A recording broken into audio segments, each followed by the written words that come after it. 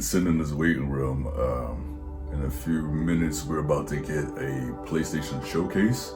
The rumor is that it's going to be the reveal of the PS5 Pro. I don't know for sure. That's just a rumor that's been going around. I'm hoping so because that's something that I've been waiting for a very long time. Even though I won't be able to get it because I'm broke. But yeah, man. I didn't get my PS4 until the PS4 Pro came out, and then I got that. So I just have a certain affinity for Pro models over the base model anyway. You know, that's an excuse because I'm broke and I'm never able to get the base model. But also I feel like it gives those base models a little bit of time to work out the kinks and everything, and you can kind of get the souped up version of the console. So I'm really excited to see if this is what's going to happen. So 4, 3, 2, 1, let's go.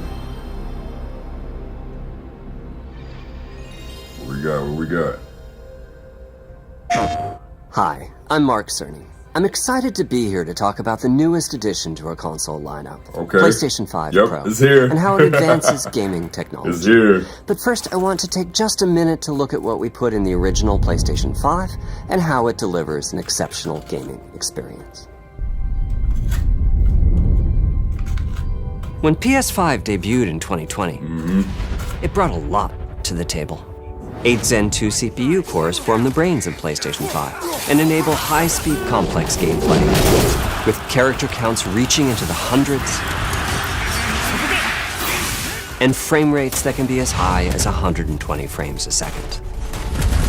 PS5 has a powerful RDNA 2 GPU, which can render anything from intricate details to fantastic worlds with vast panoramas to explore. Oh, Ghost of Tsushima. Ray tracing allows for dramatic visual improvements, including reflections off of I still water have yet to play this. and the realism that comes from real-time global illumination. Or that. Custom SSD can load data at breathtaking Or this. speed, resulting in ultra-fast transitions between game worlds and data streaming rates so high that traversal speeds are essentially unlimited. You okay? I'm working on it! Tempest 3D audio tech brings an unparalleled sense of Is this immersion dark? to the sound of the Yeah, this game has amazing sound design. With audio so real, you may not even need to see the enemies to know exactly where they are. Finally, the DualSense controller has haptics that let you feel through your hands what your character is experiencing inside of the game. It's wonderful to see such variety and richness of game experiences. Creators have made amazing use of the hardware capabilities, but when I talk to them, I do hear about their desire for more graphics performance. Over here? The dreams of the developers are bigger than can be supported at 60 frames per second, and that leads to an aspect of modern gaming that we're all familiar with: graphics modes. It can be a difficult choice for players. It's never difficult for me. Fidelity modes emphasize the visuals, typically through higher resolution I need rendering. my frames. These modes might also have enhanced detail or use more ray tracing. But the games only run at 30 frames per second. The visuals can be choppier and the controls less responsive. Performance modes emphasize frame rate and interactivity, typically choosing to run at 60 frames per second, Bruh. mainly by reducing the graphical detail until those frame rates can be achieved.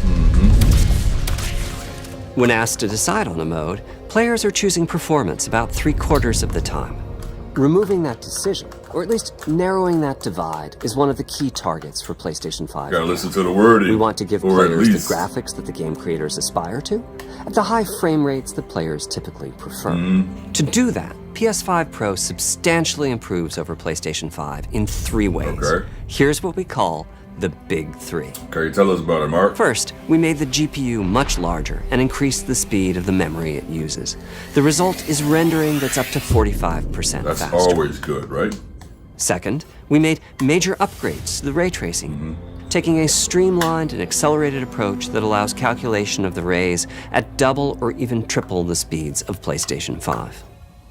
And finally, we added custom hardware for machine learning and an AI library called PlayStation Spectral Super What? Resolution, or PSSR for What is short. this? PSSR analyzes the game images pixel by pixel and can add an extraordinary amount of detail, which boosts the effective resolution of the games. Is it fake detail though? Game Or is it actually creators there? are adding PS5 Pro support to new and existing titles, and with the big three involved, the results can be pretty amazing, with graphics showing something like fidelity levels of detail, but at double the frame rate. Here's The Last of Us Part 2 running on PS5 Pro. It has huge amounts of detail and targets a super smooth 60 frames per second. Let's compare this to the fidelity mode on PS5, which is only running at 30 frames per second and is therefore much choppier. Don't stop! We gotta lose. This goal of delivering almost fidelity-like graphics at performance frame rates has been achieved for a broad set of titles, including Marvel's Spider-Man 2 and Ratchet & Clank Rift Apart. We can see that PS5 Pro is close to doubling the power of PlayStation 5. Another way to compare the two consoles is to look at PS5 Pro versus Performance mode on PS5, both of which target 60 frames per second. What we see here is a difference in detail. PS5 Pro is much sharper and crisper than PS5. For this, my favorite is the parade scene from Ratchet & Clank.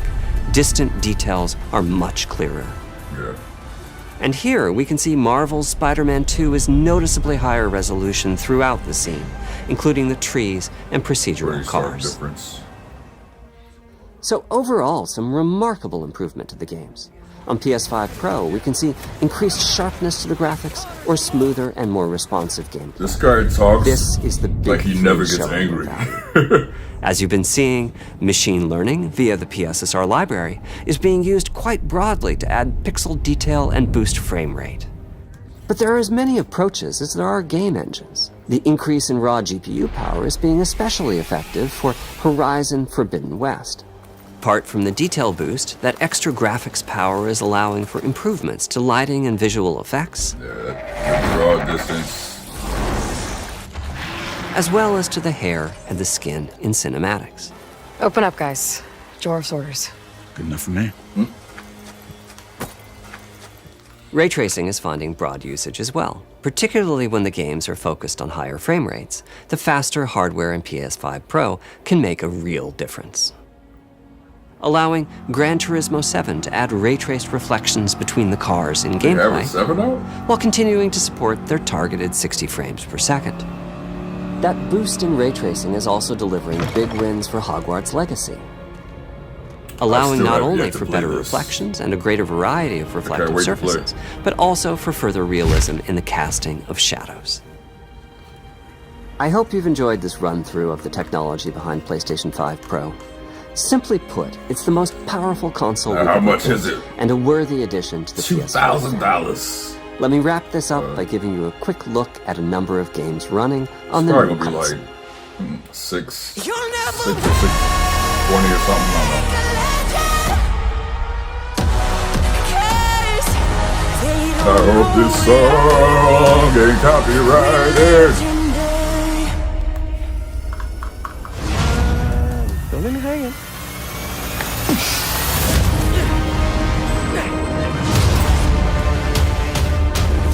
Dreams. Honor. Close your eyes. It'll be worth it. Okay.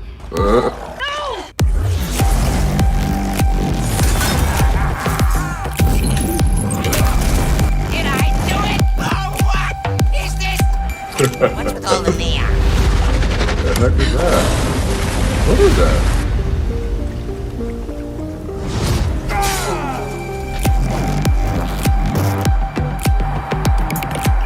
That looks crazy.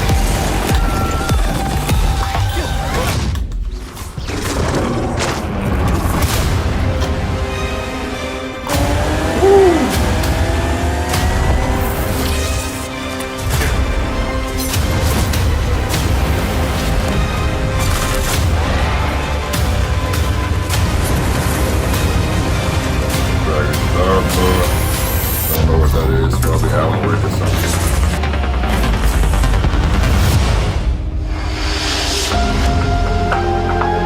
So all the leaks were, god damn, 700? Hey, yo. So, $700 for a PS5 Pro. Yeah, we definitely not gonna be getting one of those anytime soon. We're gonna have to wait until the price goes down. Did they even say how much space was on it? It just showed like a little bit of upgrades and everything on how it looks, but we really didn't get any details about like space or anything, or maybe I missed it. I don't know. They'll probably put out some info like on a sheet or something showing the capabilities of it, but $700 is crazy.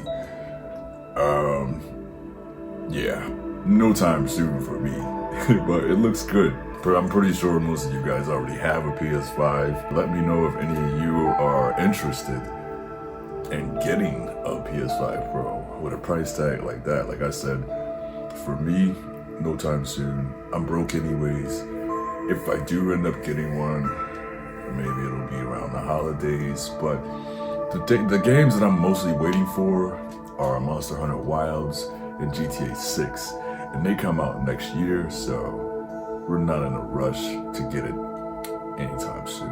But there you have it, PS5 Pro review. Again, what are your thoughts? I already told you mine.